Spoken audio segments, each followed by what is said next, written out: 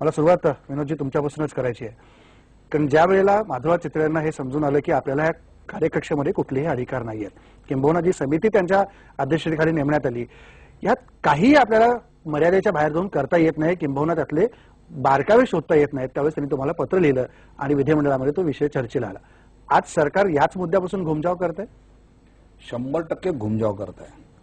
राजेंद्र, आपल्याला आठवत असेल की नागपूरच्या मागच्या अधिवेशनामध्ये 5 दिवस दोन्ही सभागृहाचं कामकाज या सिंचनाच्या चौकशीवरनं बंद पडलं. मग मुख्यमंत्री आणि सगळ्या विरोधी पक्ष, ज्यात नाथाभाऊ खडसे होते, सुभाष देसाई होते, बाळा नांदगावकर होते, शेतकरी कामगार पक्षाचे आबा होते पाटील, जयंत पाटील होते, देवेंद्र फडणवीस, आम्ही सगळेच होतो. आणि त्यावेळी मुख्यमंत्री महोदयांनी सांगितलं, सभागृहात विधानसभेत सांगितलं, माझ्यावर विश्वास ठेवा, समिती अशी नेमेन की जी सगळ्या प्रकारची चौकशी करेल, हे मुख्यमंत्र्यांनी सांगितलं. त्यानंतर राजेंद्र, माझ्याकडे जलसिंचन मंत्री सुनील तटकरे यांचं विधिमंडळातलं कामकाजाचं त्यांचं वक्तव्याचं मी प्रोसिडिंग आणलंय की सभापती महोदय, चितळे समितीच्या कार्यकक्षेत सर्व प्रकल्प आहेत, त्यामध्ये कोणताही प्रकल्प नाही असं नाही आहे. महाराष्ट्रातील मोठे, मध्यम आणि लघु अशा सर्व प्रकल्पांची चौकशी करावी असे त्यामध्ये अंतर्भूत आहे. आता स्वतः तटकरे बोलतायत आणि भाई जगताप माझ्या सभागृहात असतात, माननीय सदस्य, त्यावेळी माननीय मुख्यमंत्री उपस्थित होते आणि त्यांना सुद्धा मी यावेळी विचारलं जाणीवपूर्वक की हे जे म्हणतात ते खरं आहे का. मुख्यमंत्री उभं राहून सांगितलं होतं की होय, याची चौकशी केली जाईल आणि सगळं तथ्य यातलं बाहेर पडेल. म्हणजे हा विषय राजेंद्र, मी तर सभागृहात लावतो, रस्त्यावर लावतो, न्यायालयात पण लावतो.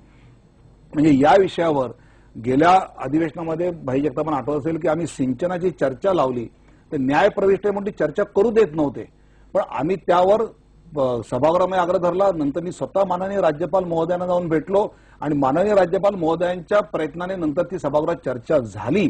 आणि पुन्हा मी त्यावेळी तर मी सुनील तटकरेंना आव्हान दिलं की आपण सगळ्या इलेक्ट्रॉनिक मीडियाचे चॅनल बरोबर नेऊ, प्रिंट मीडिया नेऊ, मी येतो, तुम्ही येतो, मी तुम्हाला दाखवतो कुठे कुठे भ्रष्टाचार कसा झालेला आहे आणि त्यावेळी तुम्ही सांगा की कसा यात भ्रष्टाचार झाला नाही. इतकं उघडपणे सातत्याने आम्ही त्यातला प्रयत्न करतो आहोत.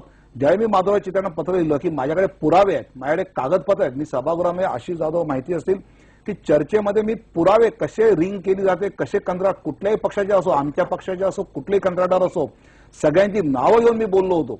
आणि या ह्याच्यामध्ये कशी रिंग होऊन कसं यातले राजकीय नेतृत्व पैसे घेतात, कसे कंत्राटात पैसे कमवतात, हे मी सगळं सांगितलं. त्यानंतर माधवराव चितळे म्हणले की मला जी कार्यकक्षा दिली त्यात मी हे घेऊ शकत नाही.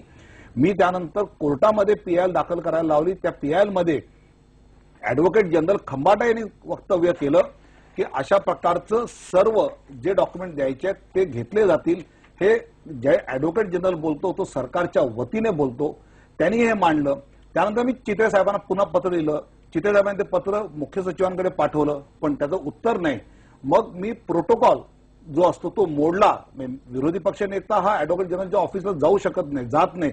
प्रोटोकॉलमध्ये घटना समजा मी वरचा घेतला असेल तरीही मी गेलो, कारण मला हा भ्रष्टाचार मुळापासून सगळा शोधून काढायचा होता.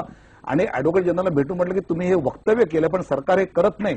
त्यावर लेखी पत्र मला खंबाट्याने पटवलेलं आहे की it was pleasure meeting you on 17 September 2013.